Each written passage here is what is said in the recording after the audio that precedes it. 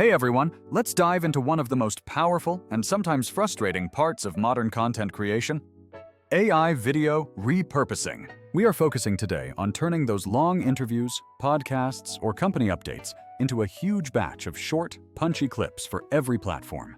The big picture is that repurposing long-form content for short-form is where creators unlock massive leverage in their time. You have one great 40-minute conversation that contains 10 bite-sized moments perfect for driving new clicks and followers. The core question we're tackling is how much of this tedious process can AI realistically handle for you right now? We've tested the big names like Descript, Opus Clips, Munch, and others so you don't have to learn all the hard lessons. When you're evaluating any repurposing tool, you need to check off a vital shortlist of must-have features. That list includes intelligent auto-clipping, easy fine-tuning editing, brand overlays, accurate captions, and scheduling. For true scale, you absolutely need API integrations, so you aren't manually babysitting every single upload. The auto-clipping feature is the closest thing to real magic in these tools, as it analyzes the transcript for key moments. A good AI will detect sentiment shifts, strong one-liners, or any good call-out, then cut and rank the best clips instantly. That ranking system is pure gold, because it saves you from watching the entire long video 10 different times looking for gems. However, not all auto-clippers are created equal. Some are too aggressive, and others can get shockingly expensive per upload minute. On the editing side, the descriptive edit by text systems completely changed the game for faster production. Tools like Descript popularized that idea.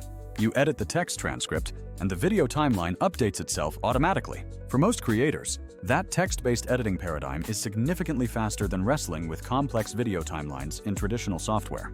The trade-off is that sometimes the export workflow can be a bit destructive unless you meticulously keep your original project files handy. You will almost always end up making small manual tweaks, especially when you need an exact 59-second cut for Shorts compliance. We found ourselves returning frequently to Opus Clips because it's solid, incredibly fast, and offers XML exports for Premiere polishing. The main catch with Opus is that their pricing model, based on upload minutes, can really sting when you process content in large batches.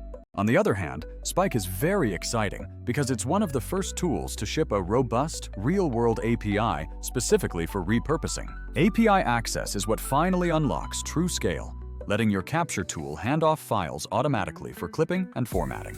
Imagine your multicam recording being automatically processed and then dropped as drafts into your YouTube account with a simple notification. Streamyard is fantastic for the live capture itself, but it introduces a major time sink with the post-show download shuffle.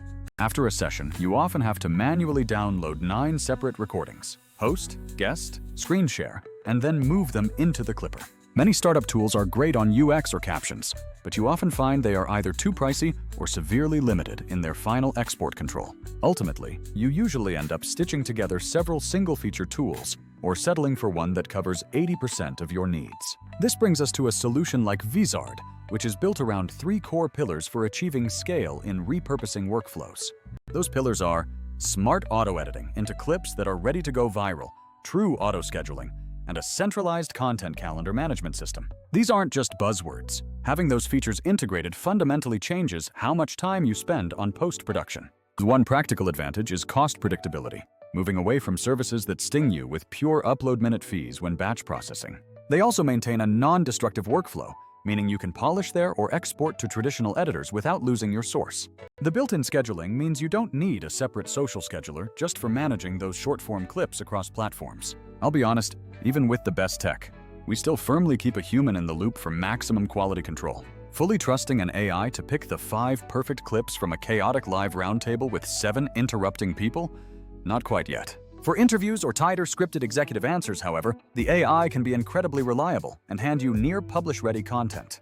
Tools are also rapidly improving voice matching to clean up small flubs, which makes creating risk-free snippets much easier.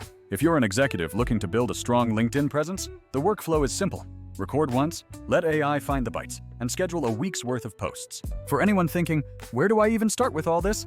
I recommend picking one repurposing first tool to begin converting your existing content. The realistic play for the near future is a hybrid workflow.